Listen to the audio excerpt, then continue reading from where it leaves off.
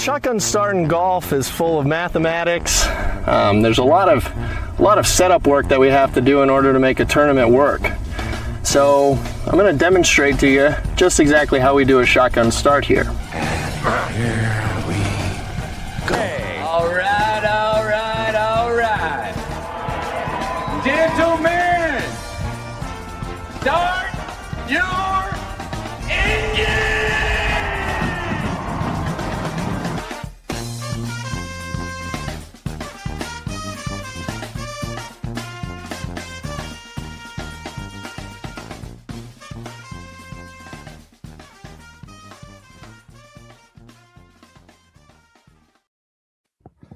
Greetings and welcome to a Monday edition of the Shotgun Start. It is March 23rd. Andy, how are we doing? Brendan, I'm doing great. It's a victory Monday. What a weekend for the Big Ten. I'm impressed. I have to say I'm impressed. I fell asleep last night for UCLA. You know, historic traditional Big Ten power was taking on UConn, but I half expected to wake up to them. It was like a 4-point game when I fell asleep. To them advancing to the Sweet 16 as well. Great weekend for the Big Ten. For most of my adult life, I'll let you jump in. I'm impartial. I don't really care about the Big Ten, good or bad. Happy they're doing well. Most of my adult life, the Big Ten basketball has been like drudgery, like not particularly enjoyable to watch. They haven't won a national championship in a while, but like they had like a couple top heavy teams, Ohio State, but like bad basketball, just in my opinion. ACC was fun. Big E. It's like they're a powerhouse and fun to watch. It's been incredible, and that's been the last few years, not just this year. So congrats to your conference, I guess. You get them outside Big Ten refs, but you know you're missing the biggest Big Ten win. Matty Fitz, Northwestern legend, outduels another Northwestern legend to win the Valspar. His fellow alumnus, David Lipsky. Who might, I think, be an actual alumnus. I could be wrong. I believe Lipsky graduated. Fitzy obviously had his 8 weeks of glory there. Oh, I think 8 is 8. Is that confirmed, or was it like? I think it's about 8. All right. Okay. I feel good about 8. I one time spoke to someone pretty high up in the athletic department about it, and kind of was poking fun at it, and they didn't take kindly to it. Oh, really? They're sensitive about it. Well, that's because they claim thankfully, it. I've got my honorary doctorate here. I've got mine over here. Northwestern University. My frame cracked in luggage on the flight home from Chicago, but that doesn't mean it's not going in the bin. I just got to get a new piece of glass over the front of it. But yeah, we do have an honorary doctorate. They claim the hell out of Matty Fitz, so I can say why they took offense to you suggesting it was only a cup of coffee. He's still ours, and he is a winner. It was described to me as we had a moment where we could embrace it or we could reject it. We've decided to embrace it, and we're really happy with us embracing it. I'll never forget like walking around the Masters like 7-8 years, like a long time ago, and there's like all these people in purple following Matt Fitz, like really just totally claiming him. They really lean into that, even though he was, you know, barely there. But congrats to Northwestern on that win. Not in the NCAA tournament, but they do have a win at the Valspar Championship. Do you want to react to your teams advancing? You and PJ going to the Sweet 16? Is that going to require more Nico Echevarria discussion if we go into basketball? We can hop in there. I think it's a big deal. I think you're going to Houston. PJ's coming to DC. St. John's wins at the buzzer. Tried to give it away. Tried to gag it up to Kansas. Illinois kind of a wagon in their section. I mean, we haven't played anybody. We played Penn, which is not a real basketball team. And then we played VCU, whose guard got their star freshman guard got hurt on like the second play of the game. So I do think like we have had a cakewalk. Is it Nick Lewis? That being said, playing Houston in Houston is really a tough draw. I have to just say that's kind of preposterous.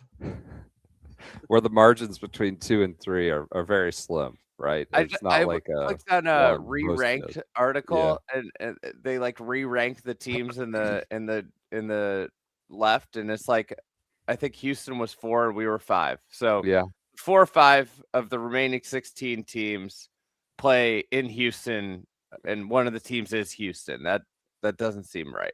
And a Sweet 16 matchup too, not like a regional final. That's the way the cookie crumbles in this tournament. They don't reseed. PJ, I'm excited because I don't have to hear any more about the Darren Peterson saga at Kansas. Thank you for taking that out of my life.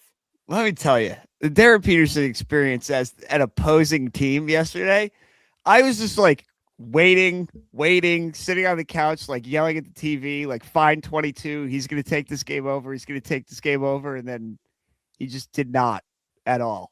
It was kind of bizarre. Not impressed with Darren Peterson. He's scary. Yeah. North Ohio's up Darren Peterson, I should mention. I'm happy for you. Did you think you were going to win? I mean, yeah, we were up by 15 with like 5 minutes left. Yeah, I thought we were going to win. And then I didn't think they were watching that. Rick stopped coaching for like the last 7 minutes of the game, which was kind of bizarre. But other than that, it was great. First time in my life. Literally was 2 months from being born the last time this happened. I was going to say, it's been a while. This is great. It's been a while. Congrats to both of you. Who do you got? You got Arizona next? No, we got Duke, baby. Duke. Oh, yeah, Duke and DC. It's gonna be a fun. We got Duke, St. John's, Connecticut, and Michigan State in DC. Good, nice little regional. Yeah, thank you. Tickets for cheap. Thank you to the committee. $8,000. Yeah. Thank you to the committee for setting this up, putting the two actually good Big East teams in the same region because that makes sense. But you know, UConn and St. John's.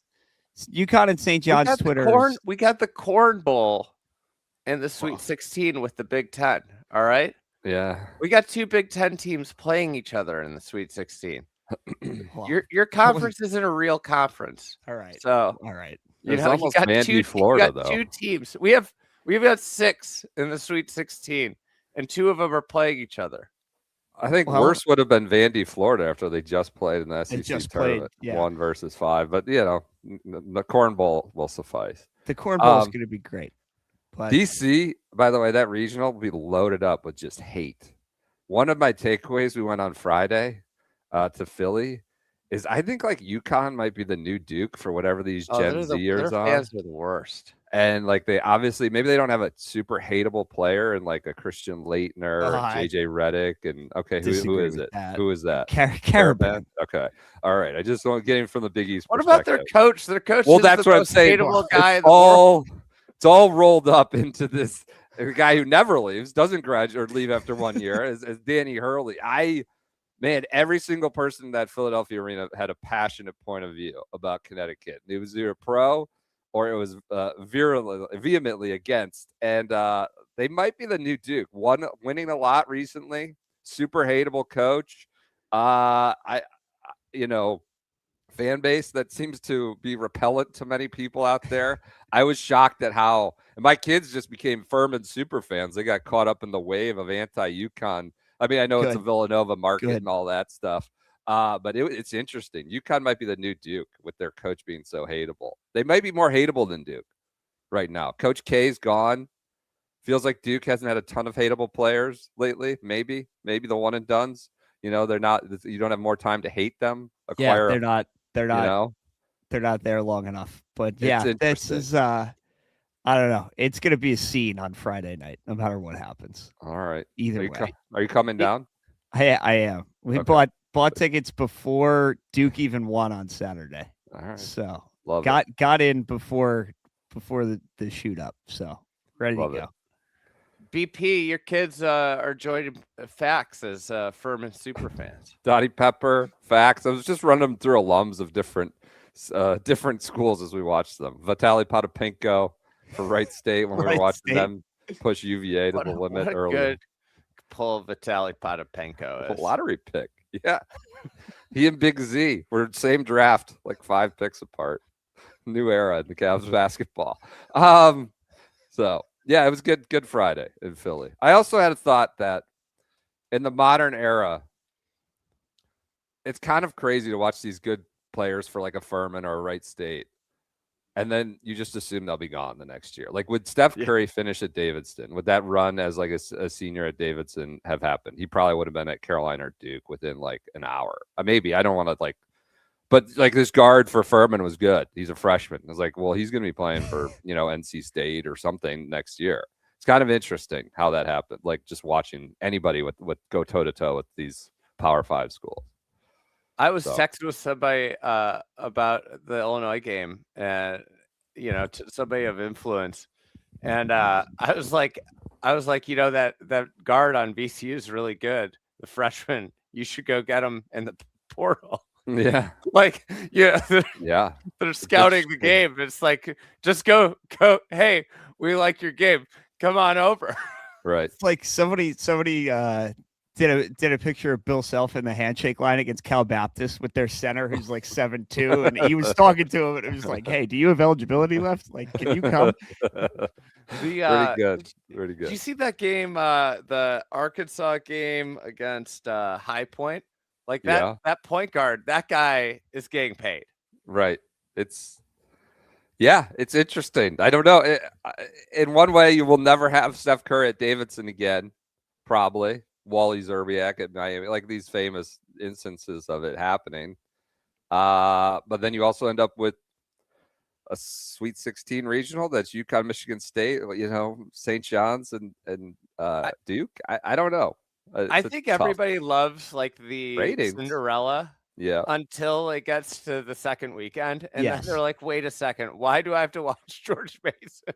St. Peter's versus, get walloped by, Why is NC State in the Final Four? What is the name of this? My favorite guy was the St. Louis center, Avila. Robbie Avila. Yeah.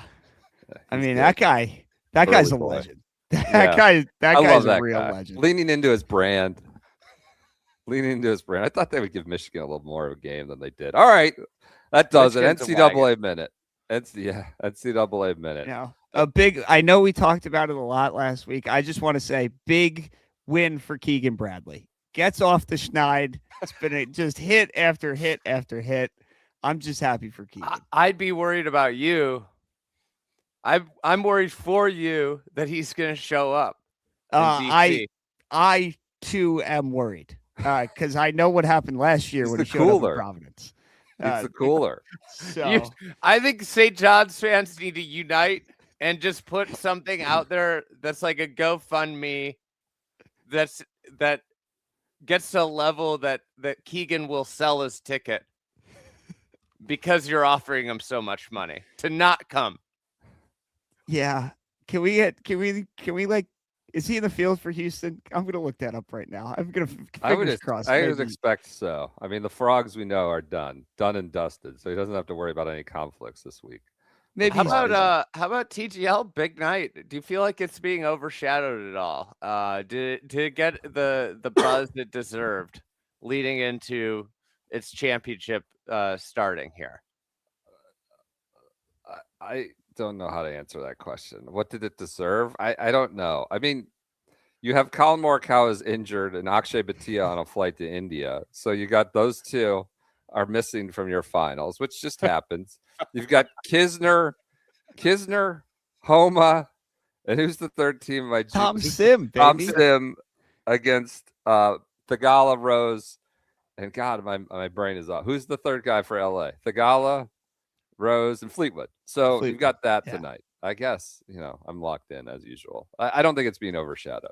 I will say it is hilarious that one of the best players on one of the championship teams is not there for the championship, but rather on a flight to India. That is such a, I mean, I get wanting to go play the India tournament at DLF. I understand. Just not a good time to do it before the Masters. I guess it's probably enough time to reacclimate. Yeah, it's not ideal. Not ideally how you draw it up, right? He's a hero brand ambassador is the thing, and they're the sponsor, title sponsor. Obviously, I interviewed him last year at Caves Valley with Dr. Manjal. I didn't use it for anything. There wasn't much in it, but he's a hero and doctor in air quotes, as PJ reminds us. Yeah, so it's not ideal. I don't know if it was overshadowed, but TGL is being overshadowed. But that will segue us to, I think, a Valspar that's overshadowed. One thing I was thinking, completely overshadowed. I was thinking about like the schedule and all this. Probably don't need a golf tournament the week after the Players opposite the NCAA tournament. It's not to say the Valspar wasn't good. Copperhead is not, decent. It's not to say it was a garbage tournament I have no interest in or any of that. I just think people are not attuned to golf. The ratings may say otherwise, which is fine. That's not necessarily, that's, separate and apart from the point. I just don't know you need golf the week after the Players Championship going against the NCAA tournament. It's just sort of not good counter programming or worthwhile counter programming. Could be one we drop. Would you agree with that? Yeah, I think the issue going against the NCAA tournament in particular, and you can find reasons to skip every week, but with the tournament, there's nowhere to slide it in. Like, okay, we slide it in here, maybe we get a start, and people keep watching because the tournament's so good. It is, hey, the tournament starts at 11 a.m. Eastern or whatever it starts, 9 a.m. here. It starts then and it's rolling through the rest of the day. And you're just like, the way the tournament's stacked is particularly on the weekend is like, you just like switch from second half to second half. I watched the finish of this. I mean, the thing was the tournament was good. It always is good. Like, I think the Valspar always has a pretty good finish. To me, it's like a better version of the Travelers finish. Wow. Tougher Fighting golf words. course, a little more skills required to like, you can't just fake your way around. Work it both ways, yeah. But the finish always delivers. Like, there always seemingly is like a bunch of guys with a chance in the mix. So I enjoyed that, and like big numbers could happen coming down the stretch. I enjoyed Brandt Snedeker in the mix, and tough Sunday for Sneds, but I was really hoping he was going to get the win. So we got Keegan Captain Gate part 2 with Snedeker. I was going to say, like, the quickest way to get your game back is just to be named a captain in one of the team events to get back on tour. Snedeker, do you know what he finished at place-wise, where he finished? I mean, he was tied for the lead with like an hour and a half to go. Yeah, he was tied for the lead. 18th? Yes, precisely. T18. Tough. Just got real sideways there on the middle of the back nine. He talked about how he like gave it all away on the back nine. It wasn't pretty on the front nine. He just was making everything. He got up and down over and over and over again. It's not like he turned the back nine and was like, just like couldn't hit the ball anymore. He couldn't hit the ball all day. He was 5 over like 6 holes on the back. Went from tied for the lead to T18. There was someone, I'm sorry, someone tweeted in the middle of it, like he had sort of like, it just sucks to finish that when you're so close. Someone tweeted like, did he actually think he was going to win this tournament? Was he under the impression? I was like, yeah, he probably did. He's a golf pro. He's done a lot in his career, a decent amount, but yeah, he didn't. I don't think have a realistic chance based on the way he was hitting it on Sunday. Fitz did. Fitz is dialed in with the first major of the year, quickly approaching. He was first in strokes gained tee to green, second in approach. Shot 68, 69, like a hard ass setup, hard golf course. He was kind of 68, 69 all 4 rounds, 368s that is, including one on Sunday with a birdie at the last to hold off Lipsky. First time he's ever birdied that hole in the snake pit. Rolls in about a 15-footer, I think it was, and very emotive fist pump for the generally stoic, unless we're talking about pace of play, Northwestern product. So he is rolling after the heartbreak last week at Players Championship, gets back on the horse and wins at Valspar. Pretty awesome for the PGA Tour in terms of story standpoint. Yeah, the guy that finishes falls just short at Players at the Players has a putt to make it, to get the playoff done and just misses to get into the playoff. And then the next week he's on the 18th hole with a putt to win and cashes it. Like, that is as good of a setup as you can get. I had a question for you, BP. Yes. I think we got to give Mark Blackburn a lot of credit. Like number one in the world teacher, number one coach in the world. Yeah. I mean, this Fitzy turnaround.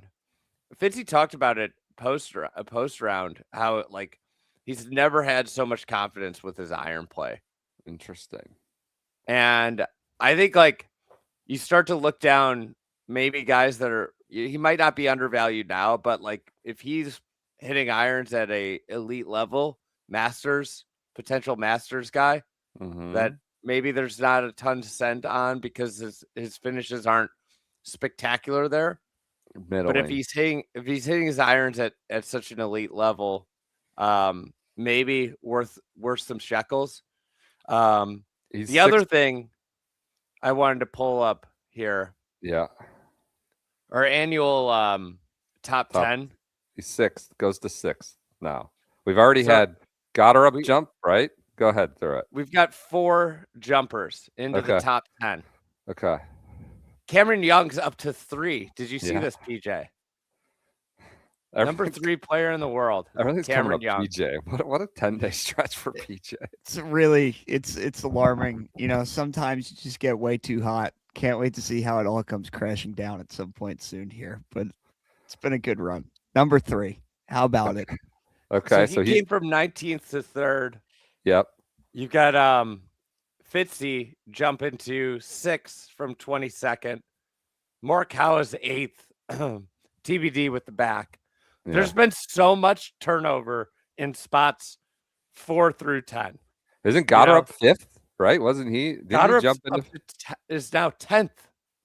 Oh, wow. I thought he was like 5th at one point this year, right? Am I crazy? He was. Am I misremembering that? It's wild how much shuffling there's been. Interesting. Right there. So, Morikawa 8th and then got her up into the 10th spot, 28th. Okay. So there's already been 4 players moving around. It's like everybody's moving except for Rory and Scotty. Yeah. And they're so far out ahead of everybody else. They got a chokehold. You mentioned it. Fitz, pretty middling at the Masters, like makes every cut, which, you know, that's, I don't want to say it's easy to make the cut at the Masters, but not the hardest cut to get over the line. He makes every cut. That's an achievement. But not a ton of contention, almost none. He has 2 top 10s there. But obviously that is the major storyline coming out of the last 2 weeks for him, as you talked about. He's going to be, I hate the term, like everybody uses the term dark horse or long shot to like, that's not Scotty or Rory. And he should be among the top 6-7 favorites or 6-7. I didn't mean to do that. Top favorites. Realistically, I don't know what he's at. I'm checking it now. He's 25-1 right now, which sounds about right. That there's maybe 4 guys ahead of him. Scotty, Rory, Ludwig, Bryson, and Xander are ahead of him as far as I can tell, and maybe Rahm as well. So yeah, about 6 best odds. I think like the big thing is you got to look at the iron play. If he's really turned himself into a top 15, top 20 iron player, it's a whole new world for Fitzy there. You go back to 2021, 2022 season, he was 48th. Obviously had a really good year that year. Second strokes gained total that year. From there he had kind of didn't have great years. He was 116th in 2022, 2023. If this guy has turned himself into an elite iron player with his work with the number 1 coach in the world, then he could be a problem. This guy, I don't know. You just said this guy. I just thought I just jumped into Collinsworth voice like this guy. Yeah, he could be a problem. I'll tell you what, this guy went to Chicago. He just deals with the heartbreak last week. He gets himself right in there. Yeah, I mean, God, he was lost. He had to play for a spot. Luke Donald made him play extra fall events on the DP World Tour to get a spot. He wins the DP World Tour Championship, not the race, but the last event of the year. And now he's, kind of started slow-ish this year and cooking in the last month or so. So Fitz should be a likely pick to win the Masters. I mean, you think about, I don't know where he is with like strokes gained, points earned. Basically, I think it's the turnaround really started at Wells Fargo. Like the bottoming out was at Wells Fargo last year. Okay, if I remember correctly. Billy he was Cricket. something like 80th in the world Okay. there. Yeah. And you think about like where he's gotten to. So yeah, after Wells Fargo, he's 85th in the world, and he had a T8 at the PGA. You think about the 10-month run he's been on. Good run. He's had it in him. And you think about, okay, if I had told you at last year's Masters or last year's PGA that Matty Fitz might be the third or fourth best, pick. I mean, I guess Bryson and Rahm you throw in there, obviously. Those would be maybe he's like the 6th or 7th pick of best player in the world. Yeah.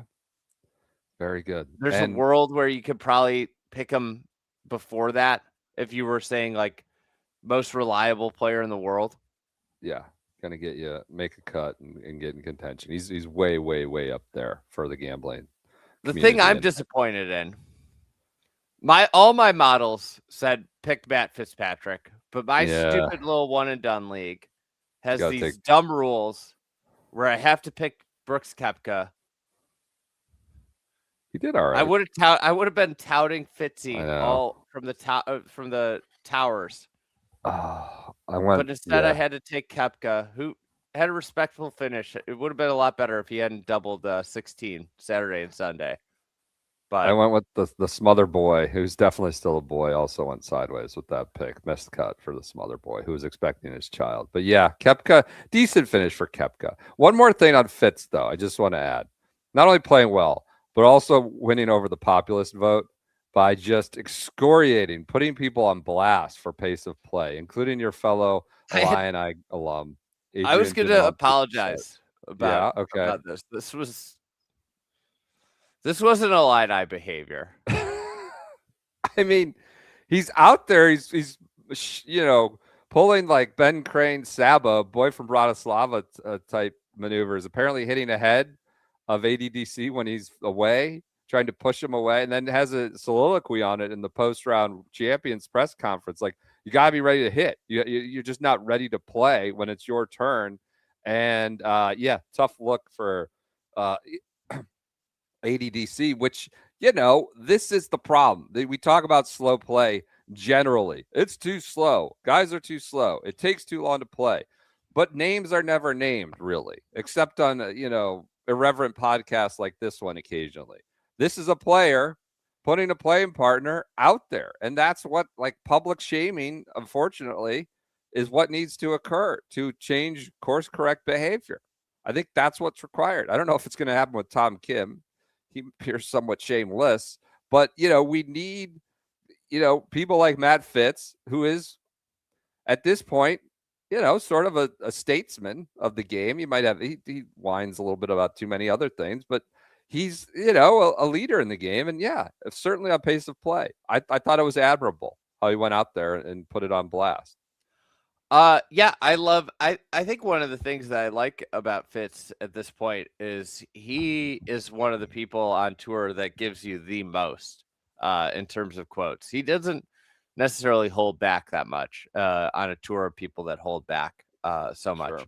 Now, we gave a carrot to modern coaching. I'm gonna take one away. I think that a lot of pace of plays issue are the modern coaches, and they're gung ho. You have to have a process to hit the ball.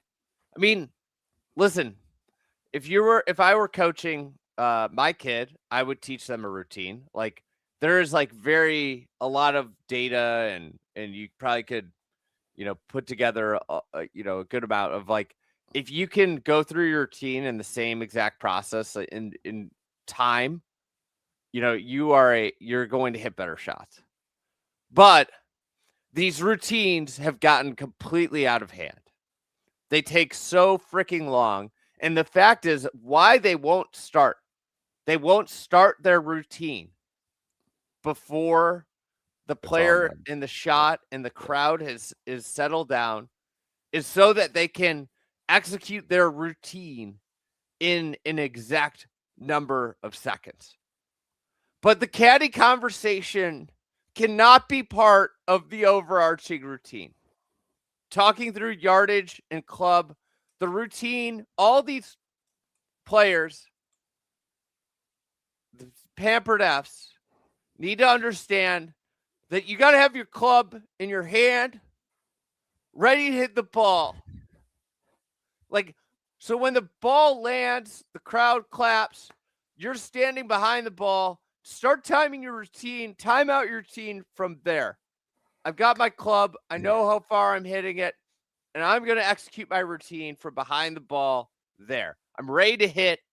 Like, it's preposterous how slow the modern golfer is, and this is in large part, if not wholly, the coach's issue.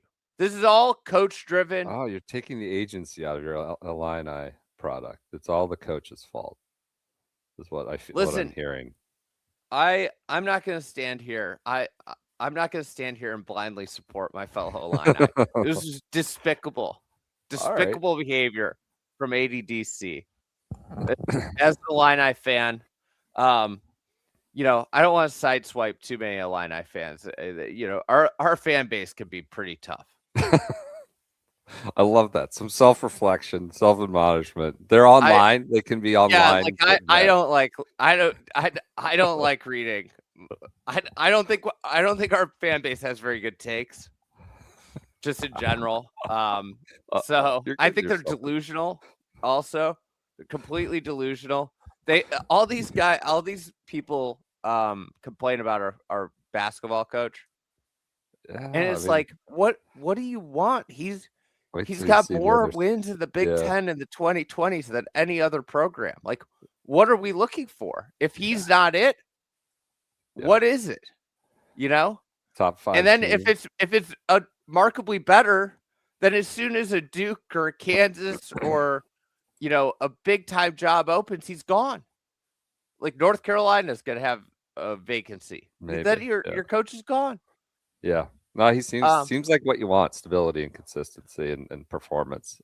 But anyways, ADDC needs to be like, you should have to go into the principal's office after you're on national television doing what he was doing. Like, he should be in Brian Rolap's office on Monday morning. The tour should send Jay's jet that he's, you know, probably flying to Steamboat on. It should detour, pick up ADDC in Tampa, and he should be down in Brian Rolap's office, and he should be up there with like a clicker. Maybe you bring in John Gruden too. You pay John Gruden to be in there yelling at him. What were you doing here? Like, the players should have to review the tape. Shouldn't this be delegated not to somebody else in competitions like Dennis, Tyler Dennis, Jason Gore, people like that? Would be like, well, we got to watch out for the players. We have to, you know, you don't understand how hard it was when I used to paint the line there. Like, I felt the performance anxiety of painting lines. And that's what got me to number 2 at the tour. Dennis the Menace cannot be involved. Jason Gore, I'm sorry. He's made a career of just like holding PGA Tours players' hands on his way up the corporate ladder.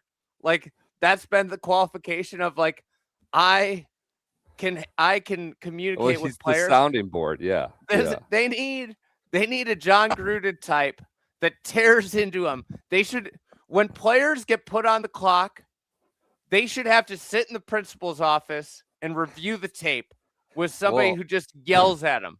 This is like in hockey when they have Brendan Shanahan, who's now like the arbiter of all the suspensions, who goes in there and just hard noses everybody. You got to get like a former player who won't stick up for anybody and will just go at people. Or like, I wouldn't get him I wouldn't get him a private jet. I would just get him Southwest C class, maybe get him the cattle call at his C group. Everybody through the gates into your seat. Maybe get him a Southwest ticket. Private flight. The private jet seems too fancy. The kids won't know, but Brendan Shanahan, he was problem. Real problem. Problem. For the Red Wings, he was like, yeah, one of my favorite Brendans. I looked up to. I was like, oh, there is a Brendan. An ass kicker. He was a fellow Brendan I looked up to. You know what? If Brendan Shanahan was on that Canadian hockey team in the Olympics, they might have won. Would have gone down differently. All right, that's it for ADDC excoriation. Valspar, real quick on that. I also, one thing I'm hearing from you is like less caddy convos, but we want it for the content. Right? Are we having the caddy convos getting in the way of the broadcast thinks this is good content? I heard some pushback on Chasing Sunday that there were a few agents that got in the paint and really sanitized that thing for a few of the individuals.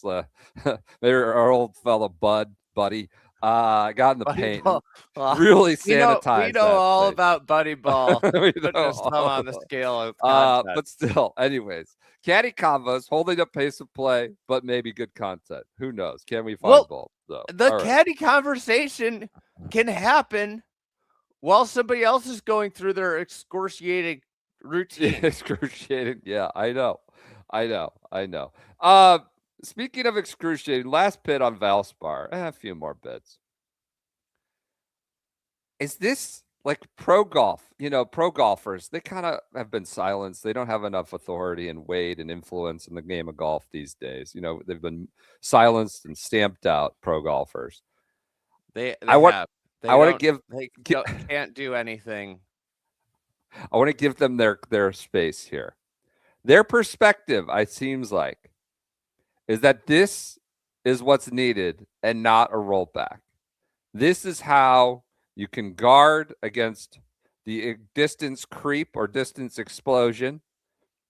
Is Valspar, is a Copperhead, Innisbrook. I saw Justin Thomas tweet Sunday night, 73 to 7,400 yards. I think it was set up at 72, I think, most of the week.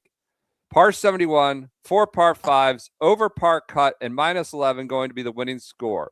Innisbrook always holds its own. I'm not suggesting he's saying this instead of rollback. It just seems, reading between the lines, you have tight-ish playing lanes, obviously, with trees framing both sides. You had very small greens. It was firm-ish. It was, they had the drone out there. It looked quite, brown and stuff, similar to last week at Sawgrass. And you have the kind of hoppy, jumpy Bermuda rough where that can sort of be an obstacle to distance control. The pro golf perspective seems to be that this is how you get there. Over par cut, minus 11. So it's 7,200 yards. I don't know that should be applicable across the board, but this is their counter argument, is how you get there. And you see it year after year with Copperhead. They kind of hold it out. But it's a very unique setup, I would say, a unique set of challenges. I don't disagree that this is like a great, unique stop on tour that's different. It's a different style of golf than most of the Florida swing, while still being in Florida. I think the greater overarching point, and I think this is one thing that pro golfers and anti-rollback people struggle with, is there shouldn't be just one style of pro golf. This is the singular setup is not a good situation. You should want to have a wide range of setups in order to challenge pro golfers. And the fact that we've gotten to a place where only one type of setup is deemed challenge worthy is the issue. I loved your tweet about the overinflated basketballs. Yeah. Overinflated basketballs in the tournament. Don't deflate them to regular levels. Just add mushier courts and softer backboards, bigger baskets to account for the ball that's bouncing too far now. It's like obviously, if you had 48 setups like Valspar, guys would lose their minds. Like, I can't hit my driver, my weapon. Like they of course would be losing their minds about that. You have to have multiple different varied setups, and so that's the issue. It's obsoleting, a certain percentage of that variety. So, how are you guys as Spieth fans? How are you feeling? Whoa. T23 off the tee in 7th or 23rd and 7th. It's off the tee in 7th at approach. He had a good approach the week before. This is a good week. It's T11 total. Finishes T11. Trending for a Masters top 10, probably. Who knows? Yeah, that's a good week for Spieth. I wouldn't say I'm like a giant Spieth fan, but yeah, you are. You're always defending him. Solid couple weeks of approach play for him. His driver still seems to be an issue, or it was at least at Sawgrass. Same on the iron play for Brooksy. Again, you mentioned you had to pick him, but I think he was Third. top 10 at Sawgrass, and 3 at Valspar. So certainly is one to keep an eye on for the Masters as well. He's rounding into form. What's the mule count, Peach? I assume that we don't need to get into specifics, but he sort of the fall to 18th, he only made $100,000, but okay. It's but the players, I think, is going to be the end of it. I mean, the mules can't make up $400,000. We'll see. We'll see. This might be the nail in the mule coffin for any debates. Is that you got two players for every one. He didn't make it to April. Can't even come close. We'll see. I mean, maybe one goes low at one of the Zurich or something. I don't know. You never know. And now you're racking up 7-figure totals. That's actually interesting. Do 2 additional Zurich teams get in? 4 guys. Do 4 guys get in? Yeah, I probably, maybe. I don't know. We'll see. So I can't wait. You see where Brooksy is in the FedEx Cup? Where is he? 60. So he's on his way to top 50 territory. So, but doesn't get him in SIGs. He's still, for this year, he's still got to do the Aon deals, right? Yeah, or be top 30 OWGR. Similarly, one thing that's interesting with Brooks, where pro golf's gone, is he's kind of lost his off the tee advantage. I mean, he has lost. Like, he still has some pop in the bat, but it's just normal pop in the bat. Everybody has the same pop in the bat. It's just normal. And that used to be his big thing. So I think like he's never going to be a first page favorite at a major, I don't think, but he can absolutely clip one with the way his iron play has been kind of trending. It's going to require him to be tidier in every other facet of the game. I don't want to say this is, admirable, but interestingly enough, he doesn't seem to give a F about it either. Like, he is am I losing my advantage here? It's like, no, I'm still going to do what I do. We obviously know he has a quirky equipment setup, right? With some antiquated almost clubs at this point. Big revelation of that Chasing Sunday was that, not big, but a revelation was, I think it was Akshay and Griner's sort of incredulity about him not carrying a yardage book of any kind. Just, it doesn't dial, like, he's not necessarily worried about keeping up with all of that stuff, whether it's off the tee, it's just speed training to have the advantage he maybe once had in 2017, 18, 19. He's just a different kind of cat. It's a little, there's a romanticism about it now, this day and age, but he seems disinterested in changing anything about his approach, whether it's equipment, yardages, speed, or whatever. And who knows? He's won some majors, might win some more. Probably the way to do it. Do what he feels comfortable. Other notes. Doesn't do stuff that changes his golfer DNA. Yep. Xander, another solid finish. Xander back, maybe had another good week. Was in contention there for a little bit on Sunday, but that's 2 straight weeks for him. Positive. I thought it was a big week for the rookie combine, Peach. Guys were all over the place. I was just going to say, on the topic of Brooks Beals, AJ Ewart is rounding into form here. All right. I really enjoyed Jordan Smith from your guys' chat. Jordan Smith was great. He was in it right until the end. I mean, had the clubhouse lead. It was big. We're getting out there.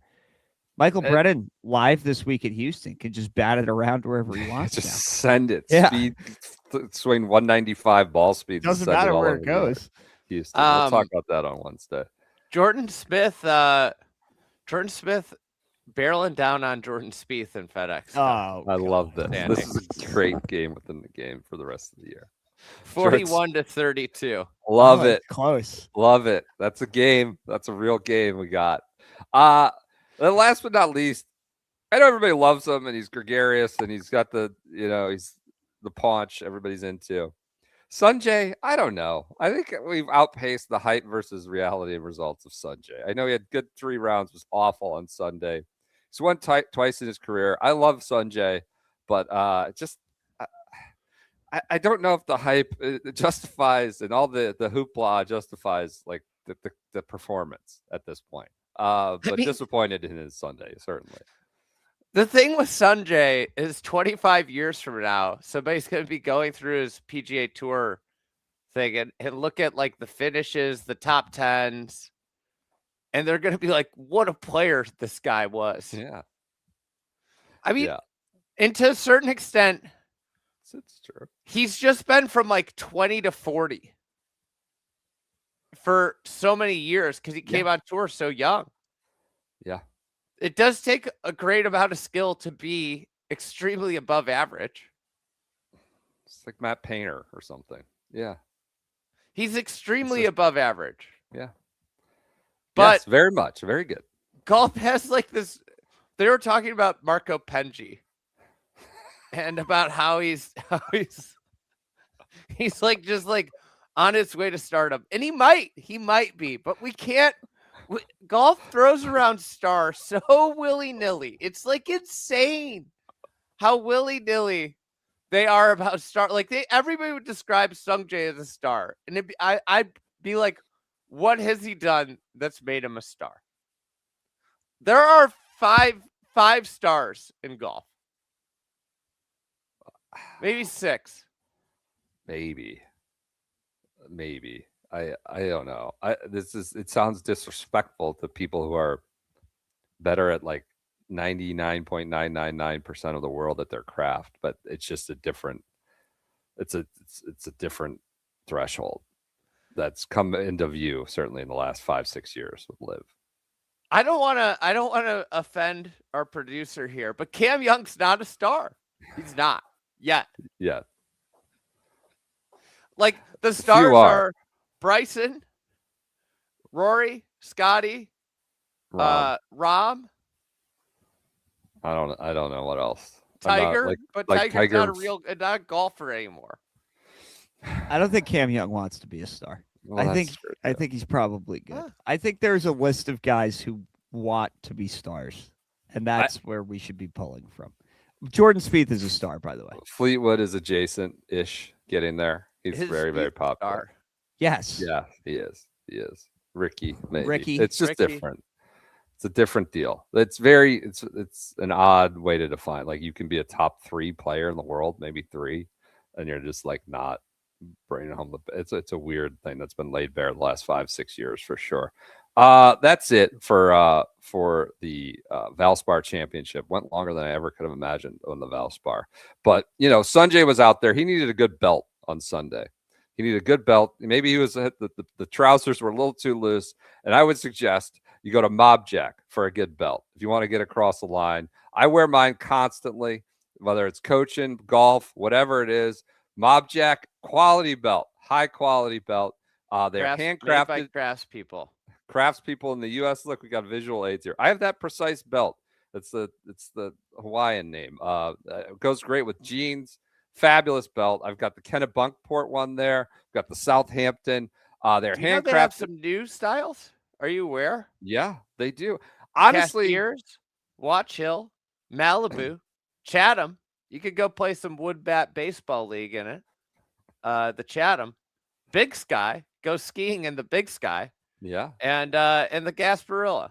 Speaking of Tampa area tourist stops, the Gasparilla.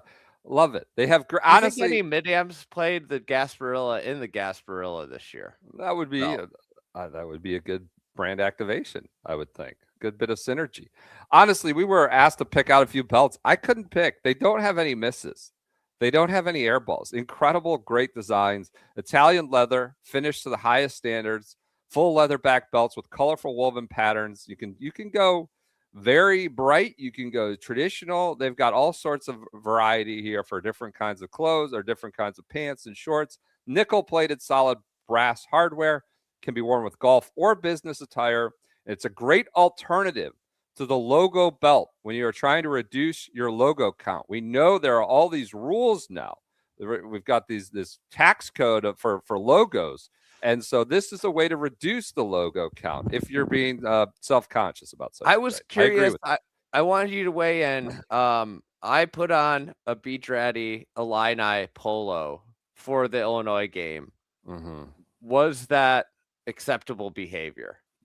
I would say acceptable logo behavior. I didn't wear a hat, so I just wanted to be conscious. I had my Mobjack belt on. I had no other logos. Was that okay? I will agree. I will approve upon we'll go to tribunal for review. Someone who knows the code and this rules and all the ins and outs and corollaries, go to them. But my initial reading is that will be approved for the Illinois game. So if you want fewer logos, incredibly classy looking belts, go to mobjack.com. There's no C in it. It's MOBJAK, MOBJAK.com. Fried egg code. We have a code, 15% off. Probably shouldn't have gotten to this at the very last minute of the ad. Fried egg, no space. 15% off. These are honestly, no BS, extremely good product. I'm very happy. We are in bed with Mobjack. I wear them every day. They're awesome. Cannot recommend it higher. Fried egg is glad we got a no BS at the end of that. He's just smirked about that. No BS. LIV South Africa delivers a compelling finish, compelling crowds. I don't know that that means LIV is going to the moon now, but this was certainly a 1 week instance of it looking highly entertaining, highly successful. Bryson DeChambeau beats Jon Rahm in a playoff with an incredible 3-wood from the mud left. He got mud relief, but then, placed it just past the mud and ripped a 3-wood. I think it was 285 to 12 feet. Only needed a 2-putt to beat Jon Rahm in the playoff. So he wins back-to-back in Singapore and then wins at LIV South Africa, beating Rahm in a playoff. The Crushers, I believe, won the team event over the Southern Guards, the host team of South Africans there in Stein City. A really interesting event. Bryson in tears, Paul Casey in tears, but if you're LIV, this is what you'd want. Great crowd. Dream event for LIV. Yeah. Huge crowd. Bryson and Rahm playoff.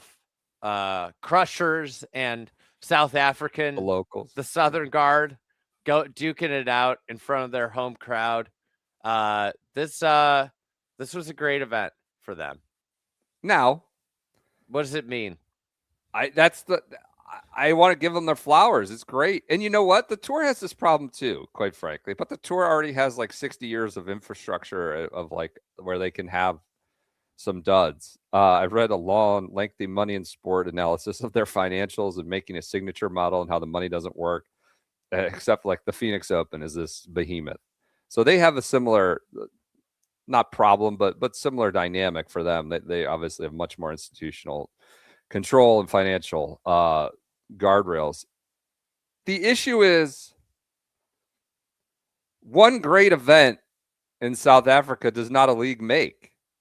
And how do you replicate this? It's obviously, their emphasis would be on, we're not going for the American market necessarily. We're going global, and we've demonstrated success in South Africa, Australia. Credit to them.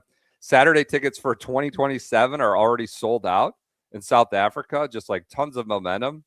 A good idea, a good event. How do you, I don't want to say replicate this 12 times, but does getting a one good finish and great crowd pop to make a viable league going forward? I'm not sure. That's the harder next challenge, I suppose. But a great event this week.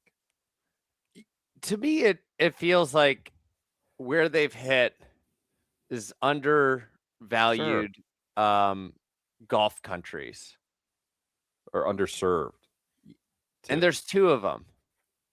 South Africa and Australia. Like, the issue is you can't keep going back to this barrel. It's not like we could just build the whole tour around this, because the second that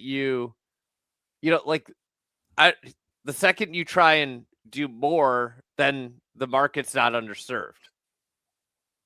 Right. I do probably think Australia is big enough that they could do 2 events there, but then you're cutting across. Like, are you doing this for television, or are you doing this for on-site experience? And I wouldn't say that they're completely mutually exclusive, but they are a little bit mutually exclusive. Like, this was an incredible finish and event. The ratings for an American audience, where we know, like, they will push back. You need to be global, but like, that drives the bus financially.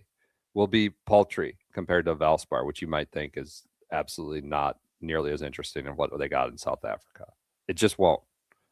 Doesn't mean that's the piece here. Is like, yeah, this could be a great event, but did it move them closer to not just being a financial subsidy of the Saudi Arabian government? No. Like, nothing they've done all year has moved them closer to not being just a subsidy of Saudi Arabia trying to improve its global image. Yeah, I mean, it speaks to our prior discussion about stars. Like how, like, you can have all the money in the world, you can have all the success in the world. You have to have this sort of, at this point, institutional buildup that we see with, like, certainly with the Masters, and the PGA Tour just has that advantage. Like, you could put Joe Schmo on CBS on Sunday afternoon at 6 p.m. and it's going to do, like, right now, that's the nature of the product. Maybe the LIV is winning a younger audience, and that will flip in 20 years from now, 30 years. Do they have the appetite to continue LIV at what it is for that amount of time for another 10 years? Maybe. I don't know. It's a harder challenge, but I can't do anything but applaud the effort in South Africa, and go ahead. Can we point out going to 72 holes to me seems like it's helping their big names win more, contend more. Yeah. Yep. So, impacting Waco maybe too. Neiman maybe a little bit, but yes, fewer Neiman hits, and no, he's a star. He's one of their stars. But yeah, you're seeing a lot of Rahm, a lot of Bryson here recently as they go global. AK. I think that, like, a real serious golf conversation, this is going to be the best form that we've ever seen Bryson coming into Augusta National. And it's hard to square how you value these LIV wins, whatever. Mm.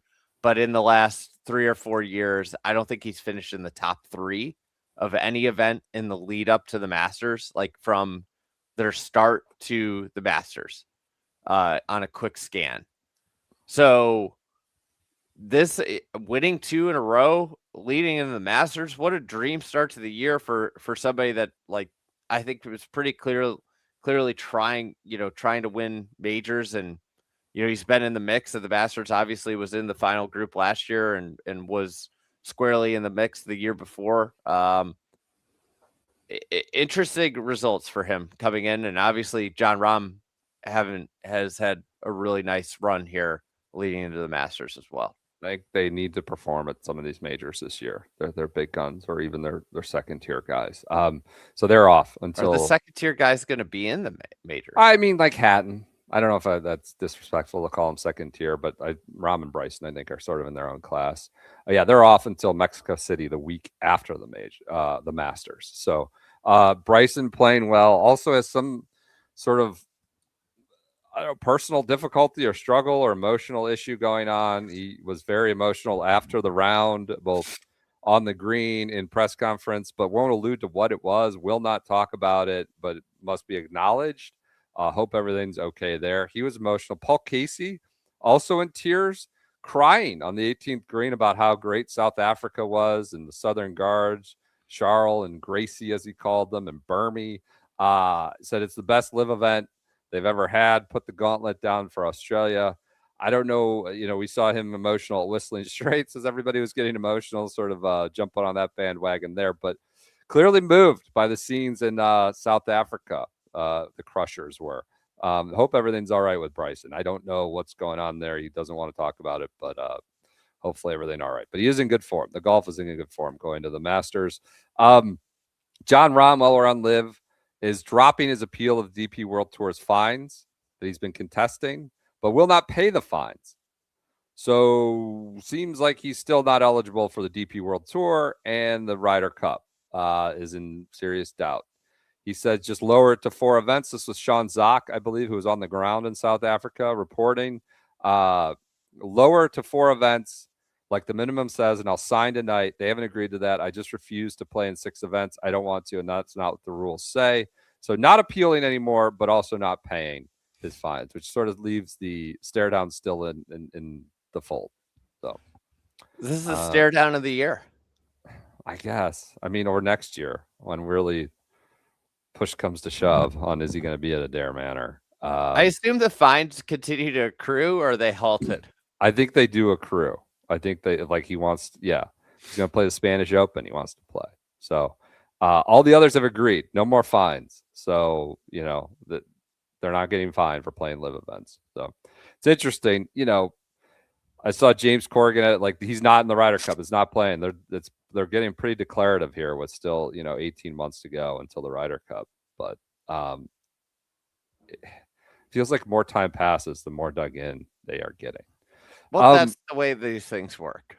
Everybody starts to feel more and more wronged, and this is how lawsuits get contentious. Yeah, or Micah Parsons ends up on the Packers, things like that. As you dig in, sometimes it just doesn't resolve itself in the way you'd like. On the LPGA, Hoo-Joo Kim wins at Sharon Heights, the Founders Cup. A lot of positive reaction to this. Great broadcast, great course, bells and whistles. Nelly Korda in the mix. A lot of shaky putting coming down the stretch between Kim and Korda, even herself. Kim thought looked like she would cruise easily at Sharon Heights, but needed to kind of eke it out there over the last 2 holes. Nelly did not putt extremely well over the last 4 or 5 holes for her. Hoo-Joo Kim's second LPGA win. Been on tour for 12 years. Been a while, but gets her second win. This was a good event.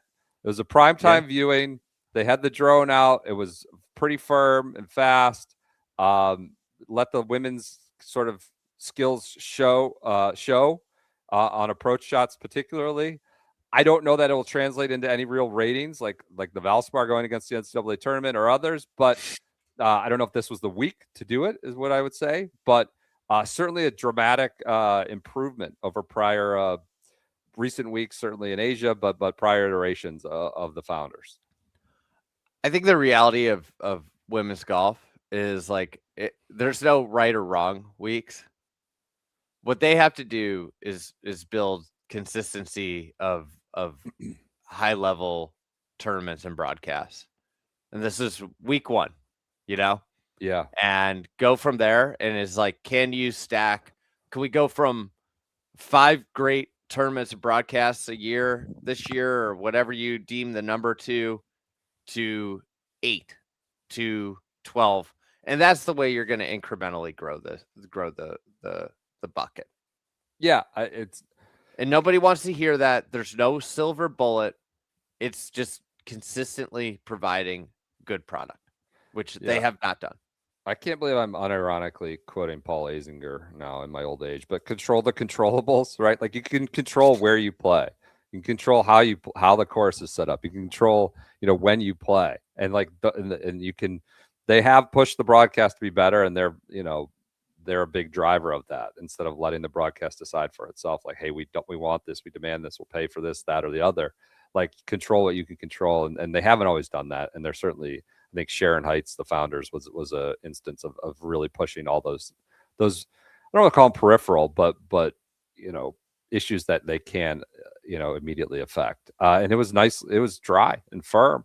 One amusement I did have So they always put the founders, they bring them out historically for this event, founders like greenside or around the course. I was a little worried they were going to take out a founder. They had a left pin.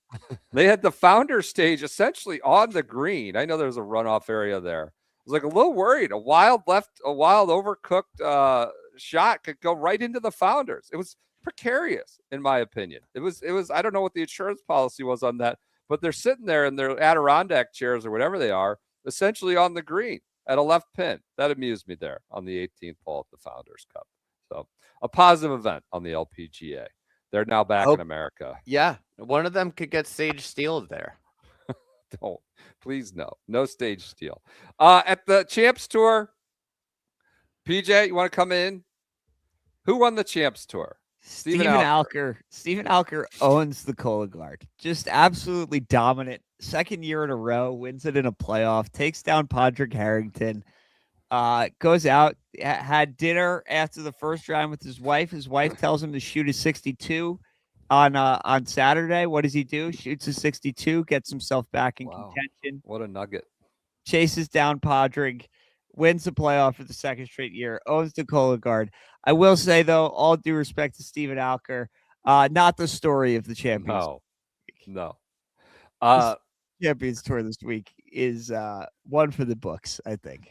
It's the Cologuard ambassador, really more than an ambassador. Feels like sort of, it feels like the comms department of Cologuard itself, the PR marketing agency. Jerry Kelly, who was out there marching around with people in blue shirts and waving to the crowds. He's as prominent as the box itself out there. Jerry Kelly. Jerry. He's got hockey brain. Hockey brain. Well, the hockey brain couldn't quite get across the line this week. He is having spasms, it seems to think. Was it spasms? Yeah. He's been out back hurt. Spasms. He's been out hurt, tried to play this week for his home event. Couldn't do it. And the Champions Tour posted this video of Jerry Kelly. Honestly, he looks kind of dead. Horizontal. Yeah. He's on a pillow. I don't know if he's holding the camera or someone came in and just put the camera in his face on a pillow, struggling to talk, staring at the ceiling, like he's on the operating table.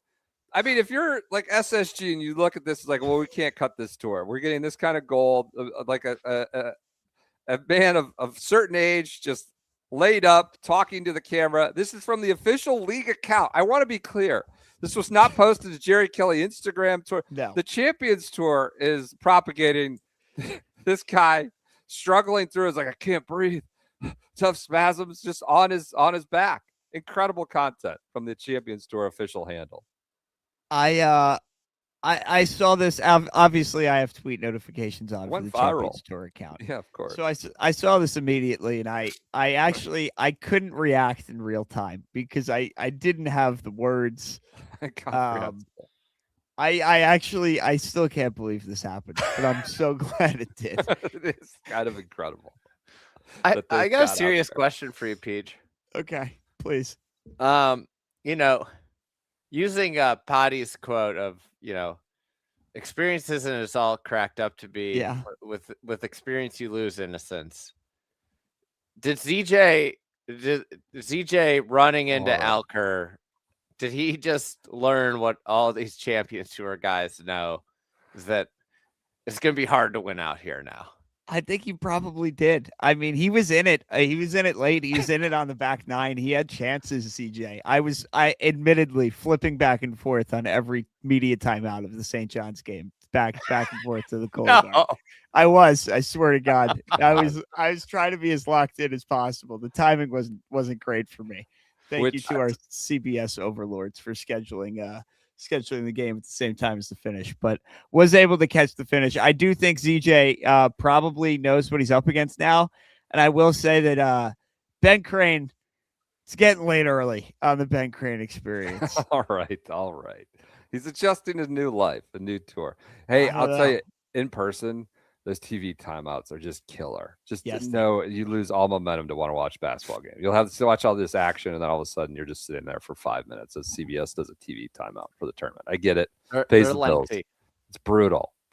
But congrats to Alker. I would say story 3, much more Jerry Kelly laid up like Hugh Freeze in the hospital bed. Story 1. was John Daly tumbling into the desert scruff. Someone said it to the jackass. I mean, I feel bad for the guy. So he was hitting off like a side hill, like caddy going down. Yeah, and then you got guys jumping into the desert scruff. So he missed. He's off the course. He's in the desert on a pretty steep embankment. Hits his swing and then just goes belly first. Yeah, he just lets himself go. Puts his hands up. Doesn't even try to fight it. Just goes. And the caddy goes like tumbling down the hill, and then volunteers, playing partner. He just disappears on his belly, sliding into the cactus and whatever else. An incredible scene from the Champions Tour. Don't let anybody tell you these guys aren't athletes. It was like Spieth at Whistling Straits when he was on that, embankment, and then but he stayed on his feet, right? That kind of thing. Congrats to John Daly for another viral moment. On the European Tour, the Henan Classic over in Mission Hills, Jordan Gumberg, the American, wins, beats Jorge Campillo in a back and forth battle, wins. Of course, Gumberg, you'll recall, he was 127th to get his card, jumps from 127th to 100 in Korea last year to get his card with a hole-out eagle from the fairway, like one of the all-time get across the line, save your card moments with a hole-out eagle on his last hole, and gets his card. Then we have him here a matter of months later winning in China at the Henan Classic. Jordan Gumberg, the American, congrats to him for getting across the line there. Did get a report on round 2 in karts with the amateurs. 5 hours, 40 minutes in round 2 with the amateurs in karts, driving amidst the volcanic rock. Apparently, this was a group that was off early, among the earliest groups, and it took 5 hours and 40 minutes with the amateurs. A lot of apparently discrepancies in scoring among the amateurs when they were trying to tally them up. Wealthy Chinese businessmen, this and that. Like, I had a birdie, I had a bogey, I had a bird. A lot of discrepancies going down on the AM side of the Henan Classic. Now they're off to DLF, where they won't be in karts, but it might be 5 hours and 40 minutes there. But then we'll talk about that on Wednesday. DLF, well, apparently, ton of visa issues getting for people from China to DLF, caddies, players, and all that. But we'll get onto that on Wednesday. Congrats to Gumberg there, off and running. News. I want to talk about this Money in Sport article, but I think we'll do that Wednesday. A good deep dive analysis on some of the financials from tournaments. Their conclusion is the math doesn't work. The tour is subsidizing too much of the purses. There's too many, tournaments that aren't making revenue. They're going to need a substantial sponsor commitment or growth to make a bunch of signature events that roll-ups outline. We can talk about it. I would push back on some of that. What would you push back with? This is their analysis. I would push back if you view that the tour tournament golf, that PGA Tour Enterprises, that tour golf is the only business function of PGA Tour Enterprises. And I would push back and say, in a way, that the PGA Tour is your marketing platform for everything else you can do as a business. Okay. And thus, it's a little bit of a loss leader. Okay.